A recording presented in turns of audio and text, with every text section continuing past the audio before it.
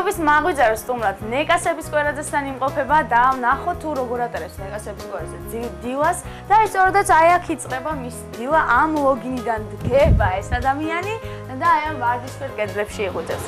მოგესალმებით რიკა. დილა მშვიდობისა.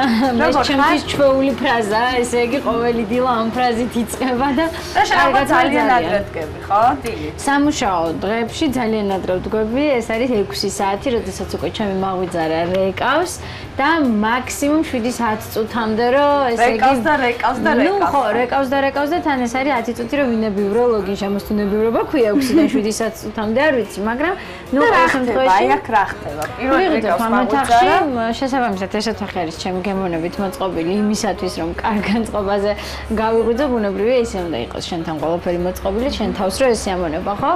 ნუ როგორ ვდგები მაგის იმიტირებას ვერ გავაკეთებ, იმიტომ რომ აბსოლუტურად აი ესე ვარაუდით მიხვიცებ და გავდივარ პირდაპირ აბაზანისაკენ. პირველი აკეთებ იმას რომ მიდიხარ აბაზანიაში. კი, ყველაფერი აბსოლუტურად თუ რა უნდა ჩავიწვა, რა უნდა ჩავდე ჩანთაში, რა უნდა წავიღო თან სამსახურში, ეს ყველაფერი წინა საღამოს არის მომზადებული დევს სკამზე და შესაბამისად ამისთვის დროს არ ვხარჭავ. ერთადერთი, ნუ რიტუალი რაც არის ბუნებრივია, როგორც ყველა ნორმალური ადამიანისათვის აბაზანა, ფინჯანი ყავა და ეგ მინდა მეკითხა, ანუ ყველა ადამიანს სანამ რამოდენიმე ადამიანების კატეგორია სანამ ყავას არ თალებს, მანამდე ვერ ფხიზლდება. არა, ნუ ბუნებრივია მეც ესე იგი შევდივარ ამ ადამიანების კატეგორიაში, ძალიან მიყვარს ისედაც ყავა, ეს არ არის მხოლოდ გამოფხიზლების და მასტიმულირებელი საშუალება ჩემთვის. მოდი გვანახეთ თუ სად მიმდინარეობს ის რიტუალი, როდესაც შენ ყავას დიდი სიამოვნებით ამბობდი და ყავაზეს დაგვატიშებ თან. მოვდივარ აქეთ, გავივლი ორ მისაღებ ოთახს. სამზარეულოში ზამთარში ძირითადად ჩუქს ვანთე პირველივე წამ შემოსვლისას, იმიტომ რომ ნელა მიხარო და ზაფხული, იმიტომ რომ ვიღვიძებდი 6 საათზე უფრო კარგი განწყობა იყო, გარეთ სინათლე. და შენით აკეთებ, ანუ დამოუკიდებლად შვები ამ ყველაფერს. კი, დასაკურველია, მიუხედავად იმისა, რომ უკვე სადღაც 9 თვეა გრძელდება ჩემი ეს დილის რეჟიმით ადგომა და ანუ სამსახურობრივი ეს მოვალეობა, ჩემები მაინც იღვიძებენ, მინდა გითხრა დილის 6 საათზე, სულ მიყვარს რატომ, მაგრამ ნუ ალბათ ეღვიძებათ და ჩემი ბრალია და ბოდიშופტი. არა, არ დგებიან, მაგრამ ღვიძავთ. ხანდახან მაღვიძებს ხოლმე, მაღვიძარაზე არის მე მამა ჩემის მობილურზე ზარი, მეორე სადინებიდან მირეკავს რა ხო ადექი. გამარჯობათ, სასიამოვნოა. და ნეკას მამა. და აი ხო მე ვიღებდი იმას თუ როგორ ემზადება დილისთვის ნეკა და მაინტერესებს თქვენ როგორ ეხმარებით რომ თქვენ შულს ასეთი განწყობა შეუქმნათ.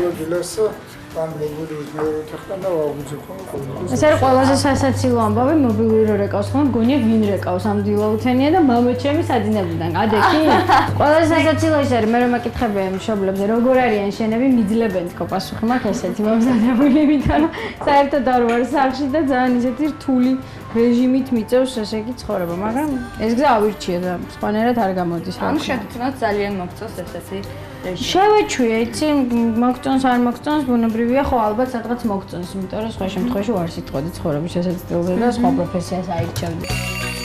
მე საერთოდ ესე იგი მივირთმევ ძირითადად უფრო ნალექიან ყავს, ესე რომ თუ გინდა ნალექიან დავლიოთ. სწორედ ამ ჭიქაში. ანუ ხო რა ვიცი, ხანდრებად ჭიქაში ხარ მოგხდება. იცი რა არის, იქიდან გამომდინარე, როდესაც მივიდივარ სამსახურში და იქ სანამ გრიმს მიკეთებენ სატელევიზიოს კიდე მეორე ჭიქა ყავს რომ ხოლმე აქაც დიდი ჭიქა დავლია ძალიან ბევრი მომი. ანუ სახში გრიმს არ იკეთებ. არა, სახში არა, ხან იყო პერიოდი ზამთარში ცოტა გვიანობამდე რომ მინდოდა აი ძილის გაწელვა და ამ დროის გაწელვა ვიკეთებდი სახში, მაგრამ ძირითადად სამსახურში მიკეთებს ჩვენი ვიზაჟისტი ნინო. ეს ჩქარად უღებს ესე იგი და დილისთვის ყოველთვის ამაში ვადუღებ ხოლმე, იმიტომ რომ მეტი დრო არ არის იმისა, რომ გასქურაზე დაადგა და ცეცხლზე მოვადუღებ. მარტო ყავის არის პროცედურა ხდება სამზარეულოში. კი არა, დილით 6 საათზე ვერ ვიყვებები. არა, დილით ვერანაირად, ნუ აი ხანდახან იშვიათად შოკოლადი შეიძლება მარტო. შოკოლადი. ძალიან ტობლერონი განსაკუთრებით. ხო, როგორ დავიღალე. გახსოვნა ესეთი ტექსტი. არა, ეს ძალიან მეჩქარება გამატარება. ეხა შე როგორც თქვი, ესე იგი მაქვს ხოლმე უფრო ისეთი ტექსტები. წვავე. როგორ აი ეს წვავე როგორ გამოიყენება? აი ხო, შეიძლება რომ ადამიანის ძილის დრო კონდეს და ხო შეიძლება ადამიანის მეგობრებთან გართობის დრო კონდეს და ძირითადად უდროობას ეხება. მოდი ახლა რადგან იქ ვცვამ ხოლმე ყავას, ჩვენც იქით გავიზარდეთ აივანზე, ხო? გავამზადეთ მივიდივართ აივანზე.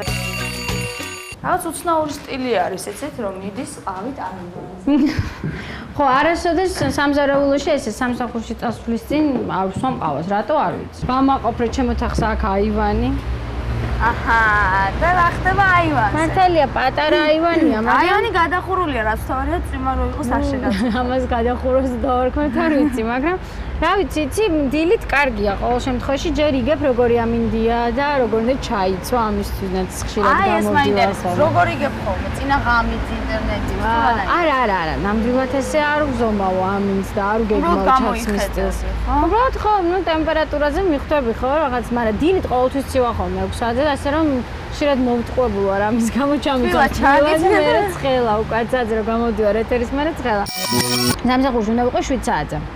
ზუსტად 7 საათზე. ანუ 7 საათზე ვდგებით, ყავას ვაკეთებთ 1 საათ წუთში, სადღაც 5 წუთი აქაც დავყოთ და 9 საათი. მე ნუ აგერ მანქანასთან ჩავდივარ და სადღაც 5 წუთიც ამჭირდება სამსახურში მისასვლელად გზა თავისუფალი. არის ჩაცმა და გავიწე. ჩაცმა დავიწე. ხო, ნუ ჩაცმით ვიცმევ, მაგრამ სამსახურში კიდე მიწევს ხოლმე გამოსვლა, იმიტომ რომ სარგებლობთ სატელევიზიო გარდერობით, ანუ ეთერისთვის ვიცმევთ სპეციალურად სტილისტის მიერ შერჩეული ტანსაცმელი და სახში რასაც ვიცმევ, ესე იგი იმის გამოცვლაც მიწევს კიდე სატელევიზიო გარდერობში და შემდეგ უკვე იწყება. ანუ დღეში ორჯერ ვიცვლი, მეტჯერ ხანდ.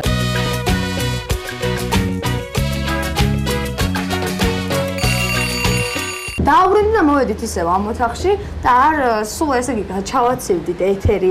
არის ხოლმე ხო ისეთი დღეები, როდესაც ეთერი არ გაქვს. აი მაშინ რა ხდება? მაშინ ჩემი დღე იწყება სადღაც ესე 10-დან აი 11 საათამდე ამ პერიოდში ვიყიდებ, ამაზე ადრე ნამდვილად არა, თან მონატრებული ძილს. ყველა დღე მართლა რადიკალურად განსხვავებული ერთმანეთისგან არ არის, ისე რომ აი მქონდეს რეჟიმი, რომ აი ამ საათზე აქ მივდივარ, იმ საათზე აქ მოვდივარ, სულ ცვლილებებია, იმიტომ რომ რამდენჯერაც დავგეგმავ კვირის განმავლობაში დღებს, საერთოდ მიყვარს ისეც არის დაგეგმილი კვირა. იმდენჯერ მეცვლება ხოლმე, იმიტომ რომ ხან ინტერვიუა, ხან გადაღება, ხან კონცერტია, ხან ჩაწერაა და სულ მიწევს, ანუ სხვის რეჟიმზე მოვიდე. ეს არ იტოვებ ხოლმე, ისე რომ აი ამ ოთახში მაქსიმალურად არ გამომდის, ძალიან მინდა, მაგრამ არ გამომდის, იმიტომ რომ როდესაც მაგ ერთი თავისუფალი დღე, იმდენი ახლობელი ადამიანი რჩება, მოსანახულებელი, რაღაც საქმეები, დეტალები უამრავი, რომ მირჩევნია რომ ის ერთი დღე გამოვიყენო ხოლმე ამ საქმეებისთვის და აქედან გამომდინარე ის რა დილიდან საღამომდე ვინებივრო და ვიყო ჩემ ოთახში და უსმინო მუსიკას წავიკითხო წიგნი, ვიჯდა ინტერნეტთან ისე უსაქმოდ, სამწუხაროდ არ ხდება. მე ვიცი რომ შენ ძალიან მიყვარს ჩიბურაშკები. არის თუ ეს ესე? აი, ეს ვინ არის? საიდან ყავს? ეს ჩიბურაშკა. ძალიან საინტერესო ისტორია აქვს ისრაელში, როდესაც მუშაობდი 7 თვის განმავლობაში. იქ მაჩუქეს ეს ჩიბურაშკა. მეც რო იქ მუშაობდი, შენ წამყვანი. ტელევიზიაში კი ეს იყო ქართულენოვანი არხი და დღემდე არსებობს ეს არხი, GTV ჩვენი არხი, ვიყავი ამ არხის მუსიკალური რედაქტორი და თან მქონდა ორი გადაცემა და ჩემო თანამშრომელმა ლელა გიგორმა მეგობარმა შეიტყო ძალიან მიყვარდა ჩიბურაშკები, როდესაც მოუფრინავდი იმ დღეს გადაიკეტათ აეროპორტი, გამოცხადდა რაღაც საოცარი განკარგულება, რომ არ ყველა რეისით შეწყდა მიმართულება, ანუ ფრენავ. და ეს ჩიბურაშკა მომიტანეს კარქასიაძე რა დამდგარიყავი ამ საქმეს, მაგრამ ისრაელში სად იპოვეს ესეთი ნამდვილი ჩიბურაშკა? მაგდენი უკვე აღარ ვიცი და აღარც მაგას არ მეუბნებოდა, ესე იგი ჩემი მეგობარი. ან ძალიან გიყვარს და გძინავს მასთან ერთად. თუ უბრალოდ რაღაც ამასაკიდან ახლა გამოვედი მხადრე თოჯინებთან ერთად მეძინოს, აღარა, მაგრამ ესეთ პატარებიც ყავს კიდე რამდენიმე მე განახლებ და კარგი. აი აქ ჩიბურაშკები, ესე იგი თქვენი ერთხელ უკვე გაჟღერდა ეს ამბავი, მოეპოვება, გთხოვთ და თუ არ გენიანებად გამომიგზავნოთ. ესეთები. აკეჭდები. საყურე. რამდენად გიყვარს სამკაულები? ძალიან მიყვარს და წამოიღერა. ძალიან მიყვარს და შეიძლება ითქვას, რომ ყველაზე მეც ფინანსებს ამ აქსესუარებში ვხარჯავ. ამ აქსესუარებში ხარჯავ და მოდი მითხარი რომელი აქედან ყარა? შენი საყვარელი ბეჭედი. ჩემი საყვარელი ბეჭედი, რომელიც ყველა მიყვარს პრინციპში, რაც არ მიყვარს იმას ავყიდულობ. ვერცხლოვანი ჭოფუპირატესობას. ანუ უფრო ხედავ ალბათ შეამჩნია ხა. იცი რა არ მიყვარს არა ძალიან მიყვარს და მომწონს, მაგრამ ვერცხლში უფრო რაღაცა ვერცხლეულში უფრო სწორედ უფრო კომფორტულად გზნავ თავს. თუ სიტყვაზე ასეთ მოგრძო საყურეს ვიკეთებ ხო, რომელიც ისედაც უკვე დატვირთულია, სხვა ჩემს სასაყურე ქეთამაჩუქეთებულია მოსკოვიდან ჩამიდან. ამ შემთხვევაში გულზე აღარაფერს აღარ ვიკეთებ და ბევრ ბეჭდებს და ბევრ ხელს სამოჯულებს აღარ ვიკეთებ. ხო, სისადავის მომხრე ვარ, მოკლედ რა ვთქვა. ძალიან კარგი, მიუხედავად იმისა, რომ გვაქვს ძალიან ბევრი სამტაურები, სისადავე მაინც გვიყვარს. წვიმა ძალიან ხშირად მიქმნის ისეთ განწყობას, რომ რაღაცა გინდა რომ პიჯაკი ჩაიცოდე კლასიკურისკენ, რატო არ ვიცი, ხო, ბევრი კეტებს ითმევს და ბოტასებს, რაღაცა მე უფრო კლასიკურ განწყობაზე ვდგები ხოლმე, მაგრამ რა ვიცი, ფერადი ალბათ უკეთესია წვიმაში, იმიტომ რომ ისეც ყველაფერი რუხი და სერი ხდება და აქედან გამომდინარე. ძალიან ბევრი სამაჯურები გვაქვს. კოლექციას ხარ ვაგრავებ. ქვემოთ და აი ტელეფონიც აქ არის. ძირითადად ვის ესაუბრები ხოლმე და ალბათ წამოწოლილი ხარ, ხო? ხო, ნაკლებად ძირითადად საუბრობ მაინც მობილურზე. მიწევს ხა რო არ მოგატყო ჭორაობით არ ჭორაობ ტელეფონზე, ძირითადად საქმიანად, მაგრამ აი სახში იმდენად გვიან მოვდივარ და იმდენად დაღლილი ვარ, რომ აი ტელეფონზე ჭორაობა რასაც ქვია, ანუ ძირითადად ესე და არ ფუნქციონირებს ყოველდღიურად. ისე რა. ხშირად. კარგი, აქ რაღაც კიდე შევამჩნიე და აქ მაგალითად აი წიგნს ვკითხულობდი ჟურნალისტიკის ეთიკა და თვითრეგულირების მექანიზმები, ესე იგი პროფესიული წიგნია მინდა გითხრა. ამ წიგნის მაჩუქეს და გადავიკითხე გუშინ საღამოს ვკითხულობდი. ვინ გვაჩუქა ეს წიგნი?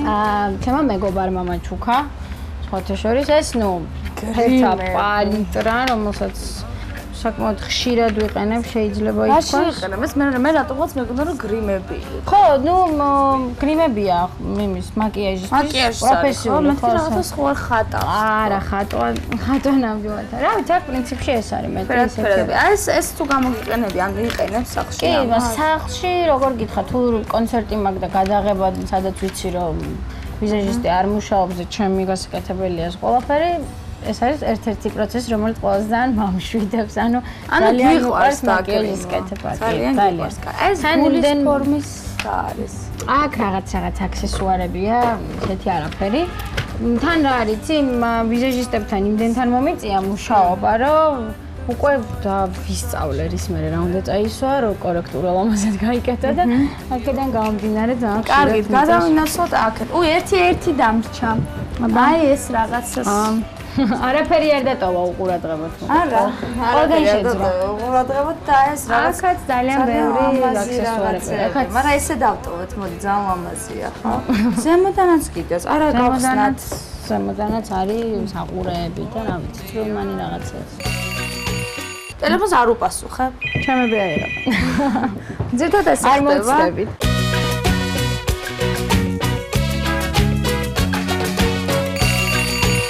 გადმომინაცვლეთ აქეთ აქ რა ხდება? ვიდგას ტელევიზორი, რომელსაც მე ვიმედონებ, რომ ხშირად არ უყურებ, ხო? იცი რა, ამ ოთახში საღამოობით ძირითადად, ხო, მაგრამ რა ვიცი, მიყვარს ძილის წინ თუ მაგ დრო და შემიძლია რომ რაღაც უყურო ტელევიზორს დიდი სიამოვნებით, ესე იგი. ეს ძალიან საინტერესო კუთხეა, როგორც ჩანს. იზრდით, გვაქვს ბიბლიოთეკა მშვენიერი და რა წიგნები, ყველა წიგნები წაკითხული გაქვს. სულ ყველა ძალიან ყველი იქნება დიდი. ეს წაკითხული. ბავშვების წინ მაგადაკითხული. ბოლოს წავიკითხე დავინჩის კოდი, რომელიც ახლა აქ არის მეგობარს მოთხოვა. ბოლო წიგნი ეს იყო და ახლა დავიწყე აი ამ წიგნის კითხვა მილან კუნდერას. წიგნია ძალიან კარგი, მეგობარმა მაჩუქა ესეც ნათია. თელი ცხოვრება მინდა შენს წარმატებას ვუყურო. ნახეთ რა აღმოვაჩინე. თელი ცხოვრება მინდა შენს წარმატებას ვუყურო. დაიპყრო არა მთელი წერილი, დიდი მადლობა იმისთვის, რომ შენ ჩემი მეგობარი ხარ. შენ ხარ ჩემი მეგობარი, ძალიან მიყვარხარ, ისე რომ ვერც გამოვხატა. ნათია გულიაშვილი, ნათია გულიაშვილი. შვენიერი კარგია. ჩემი მეგობრები წიგნებს არ ვფიქრობ. ეს არის ბათუმში გადაღებული ფოტო.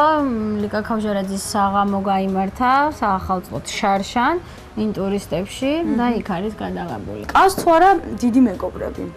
ასაკობრივი გულისხმობს? კი, საკმაოდ მრავლად და სხვათა შორის ამ სახლში ვარ დაბადებული გაზრდილი და უნდა აღვნიშნო ძალიან ბევრი ბავშვი სულაც არ ცხოვრობდა. ანუ ამ ახლომდებარე ტერიტორიებზეც კი არა მარტო ამ შენობაში და მიწოდე რატომღაც ბავშვობაში ძირითადად ან ბიჭები იყვნენ ეზოში, სადაც ომობანას თამაშობდნენ ყოველთვის და მე ვიყავი მედდის როლში, ან ესე იგი უფროსებთან მიწოდა კონტაქტი. ალბათ ამანაც განაპირობა ის, რომ არანაირი ბარიერი არ მაქვს უფროსებთან ურთიერთობის და პირიქით რამდენიმე უფრო ჩემზე 10-9 წლით უფროს ადამიანებთან უფრო კარგად მეგობრობ შეიძლება ხანდახან ვიდრე თანატოლთან. ეს არის იაპონიაში როდესაც ვიყავით გასტროლებზე მე ეკა კახიანი, ნინი ბადურაშვილი და თაკო გაჩიჩილაძე 2019 წელს ფოლკლორული ფესტივალი იყო და ჰონორარი ესეთ კონვერტებში ესე იგი მოგწეს და შევინახე იმდენად მომეწონა და კიდევ ეს არის ფოტო რომელიც გადაღებულია ჩემი მეორე ალბომის პრეზენტაციაზე ეს გახლავთ ისრაელის ელჩი ამჟამად უკვე აღარ მოღვაწეობს საქართველოში ქალბატონი რივკა ქოანი რომელმაც ჩემი ალბომი მეორე ისრაელში დაიბეჭდა და თავად გადმომცა პრეზენტაციაზე ეს ალბომი და ამით ამსახველი ფოტოა აქ რა ხდება თუ შეიძლება რომ აქ რა ვიცი აი რა ხდება და ბევრი რამ ხდება გარდერობი ჩემი გარდერობია და ძირითადად რა სტილის არ ვიცი ძალიან რა მჭრელია ჩემი გარდერობი ვერ ვიტყვი ესე რომ ერთი სტილი ან სპორტული ჭარბობს ან კლასიკური არის სასცენო კაბები გიყვარს მწვანეფერი ძალიან კი მაგრამ აი ესეთი ხასხასამწვანე არაფერი არ მქონდა გარდერობში ამ კაბის გარდა ჩანთები ამითი დადიხარ ხოლმე სამსახურში ხო აბარით აი ამ არა ამით სამსახურში ისე რამდენად დიდ ჩანთას ხარო ხოლმე სამსახურში ხანდახან ჭირდება ხოლმე იმდენი რამეა მაგ წასაღები და არა ამაში უბრალოდ ეს არის ეს საკონცერტო გასვლითი კონცერტები რომ აქ ხოლმე აი ახლო მდებარე ქალაქებში და მიდიხარ ჩანთები მართლა ბევრია და გამუდმებით ჭხუპი ამაზე რომ შეიძლება კიდე ჩანთა მიყიდო და კიდე ამაში ხარჯო ფული დედასპრიდან რასაკვირველია მოვკარი ყური რომ შენ გაქვს დისკების კოლექცია? არა, დისკების კოლექცია ალბათ ხმამაღალი ნათქვამი იქნება, უფრო მაგ ჩანაწერები ძალიან ბევრი, რომელიც ინტერნეტის მეშვეობით ესე იგი ვიწერ ძალიან ბევრ კარგ მუსიკალურ მასალას და ძირითადად აგერ შეგვიძლია ვნახოთ, ინახება. რა მუსიკას თავხომე დილაობით?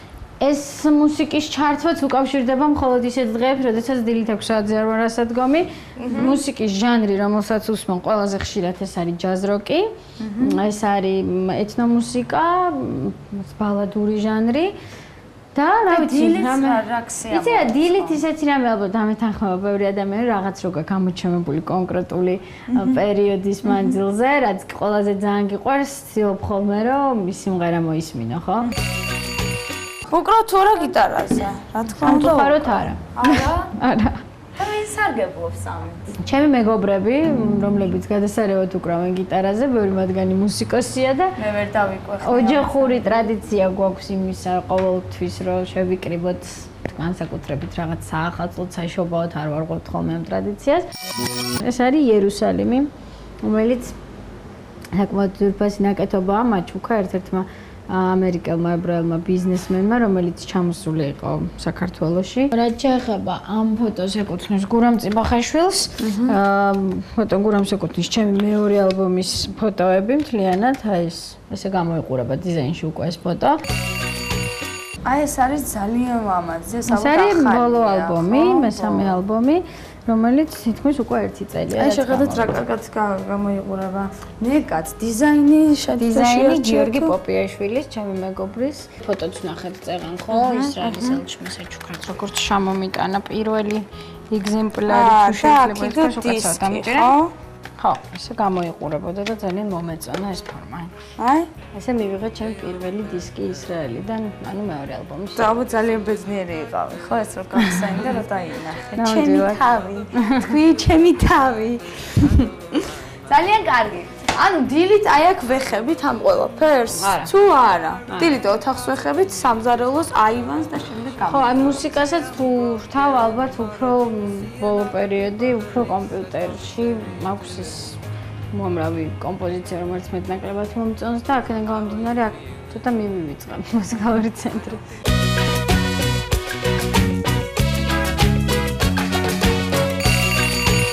ცოტა ძველი დისკებია შეიძლება ითქვას, ნუ ეს არის ჩემი ერთ-ერთი უსაყვარლესი ალბომი და უსაყვარლესი ფილმი ალმოდოვარის ესაუბრე მას. ასევე აქ მეტნაკლებად ძველი ალბომებია, რა ვიცი, არის ამელის საუნდტრეკი, საერთოდ ძალიან მიყვარს კინომუსიკა, კი, საუნდტრეკები ბევრი მაქვს, აი ესეც არის ჩვეულებრივი ალბომი, რომელიც ასევე ძალიან მიყვარს, ერიკა ბადუს ალბომი. ძალიან ბევრ მუსიკას უსმენთ, ხო? ჟანრს, ანუ ჟანრობრივად.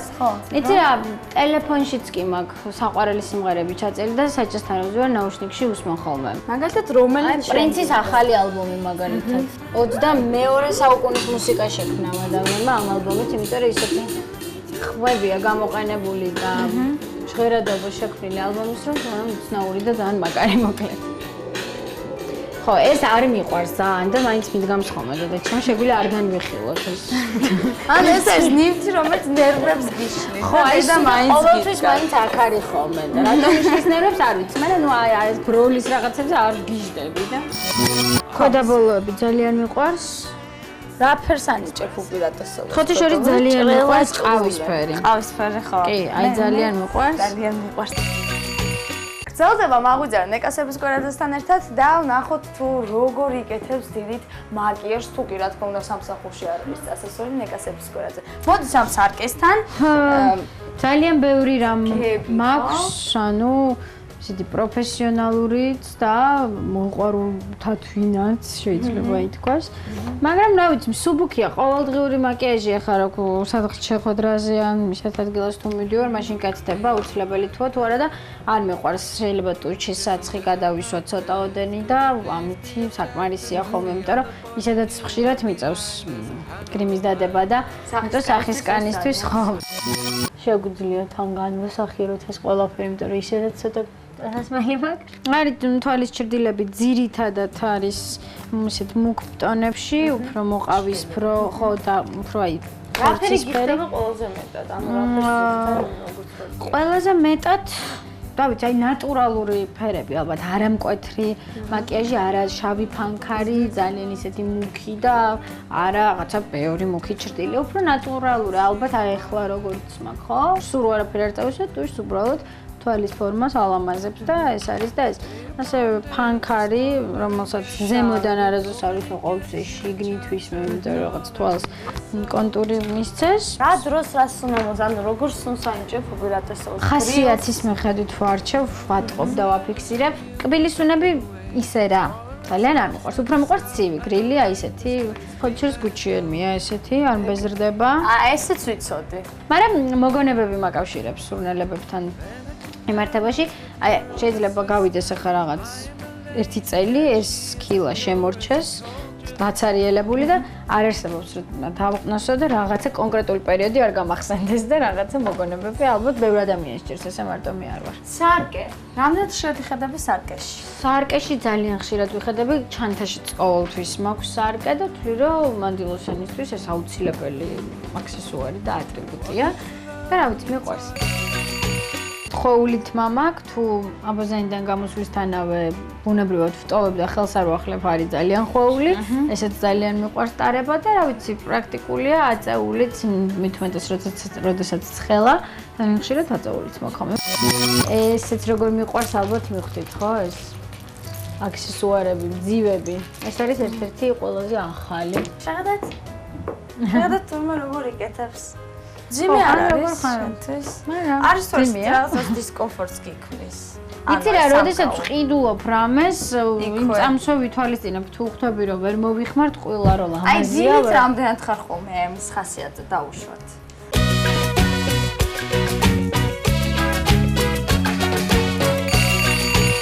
დილამშვიდობის მაგვიძარა ისე ნეკასების კვერაძესთან იმყოფება და ჩვენ გავარგოთ ახლა თუ აი ეს რა არის ბათუმის ტრუბადურები. რას ნიშნავს ეს? ეს არის ეს იყო უბრალოდ ასე უნდა დავიწყოთ. ბათუმზე შექმნილი სიმღერების ფესტივალი, რომელიც ჩატარდა პირველად ბათუმში 95 წელს. შეიძლება ითქვას, რომ ჩემთვისაც ერთ-ერთი ძალიან წარმატებული ფესტივალი აღმოჩნდა, იმიტომ რომ ვიყავი მონაწილეებს შორის ყველაზე პატარა ასაკი.